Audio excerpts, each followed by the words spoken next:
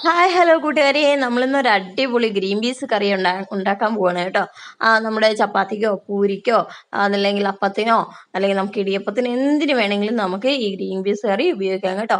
അപ്പം എല്ലാവരും ഇതൊന്ന് ട്രൈ ചെയ്യണം. അപ്പം നമ്മൾ തലേന്ന് ഗ്രീൻ പീസ് കുതിർക്കാൻ വെച്ചിരുന്നു. അപ്പം അത് കുതിർന്ന് റെഡി ആയിട്ടുണ്ടായിരുന്നു. അപ്പം അത് എടുത്തതിന് ശേഷം നമ്മൾ കുക്കറിനകത്ത് കഴുകിയിട്ടു. നമുക്ക് അത്യാവശ്യത്തിന് ഒരു സവാളയും നമ്മൾ അതിനകത്ത് അരിഞ്ഞിട്ടിട്ടുണ്ട് കേട്ടോ. അപ്പം ഇത് അടച്ച് വെച്ച് നമുക്കൊരു 4-5 വിസിൽ നമുക്കത് പാകത്തിന് വെന്ത് കിട്ടണം. അപ്പം ആ സമയം കൊണ്ട് നമുക്കത് അരപ്പ് തയ്യാറാക്കാൻ അത്യാവശ്യത്തിന് തേങ്ങ എടുത്തിട്ടുണ്ട്.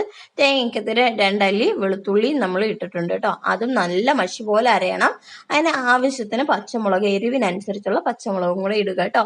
അപ്പം നമ്മുടെ ഗ്രീൻ പീസ് കറി നല്ല പാകത്തിന് വെന്ത് ഇതുപോലെ കിട്ടിയിട്ടുണ്ട് കേട്ടോ. അപ്പം നമുക്ക് ഇനി അതിലേക്ക് അരപ്പ് ചേർത്ത് കൊടുക്കാം. നമ്മൾ അരച്ച് വെച്ചിരുന്ന അരപ്പ് അതിലേക്ക് ചേർത്ത് നമ്മൾ അത്യാവശ്യത്തിന് വെള്ളവും ചേർത്ത് അതും നന്നായിട്ടൊന്ന് മിക്സ് ചെയ്ത് നമുക്ക് ആ ഒരു തേങ്ങയുടെ ആ പച്ചമണമൊക്കെ ഒന്ന് മാറുന്ന വരെ നന്നായിട്ടൊന്നിട്ട് ഒന്ന് തിളപ്പിക്കണം കേട്ടോ. അതിനുശേഷം നമുക്കിനി അത് കടുക് താളിക്കാനായിട്ടുണ്ട്. അപ്പം ഇതുപോലെ നമ്മൾ ശ്രദ്ധിച്ച് നന്നായിട്ടൊന്ന് തിളപ്പിക്കണം. കണ്ടോ, ഇതുപോലെ തിളച്ച് വരണം. അതിനുശേഷം നമുക്ക് കടുക് പൊട്ടിച്ച് കറിവേപ്പില ഇടുന്നതിന് മുമ്പ് നമുക്ക് കുറച്ച് മഞ്ഞൾപ്പൊടി ഇടണം. അപ്പം അതിനുശേഷം നമുക്ക് കുറച്ച് പാകത്തിന് ഇത്തിരി മതി മല്ലിപ്പൊടിയും കൂടെ ഇട്ടതിന് ശേഷം നമുക്ക് നമ്മുടെ കറിവേപ്പില അതിലേക്ക് ഇടാം. കറിവേപ്പില ഇട്ടതിന് ശേഷം നമുക്ക് നമ്മൾ ചെയ്ത് വെച്ചിരുന്ന ഗ്രീൻ പീസിലേക്ക് നമുക്കത് ഒഴിച്ചു കൊടുക്കാം.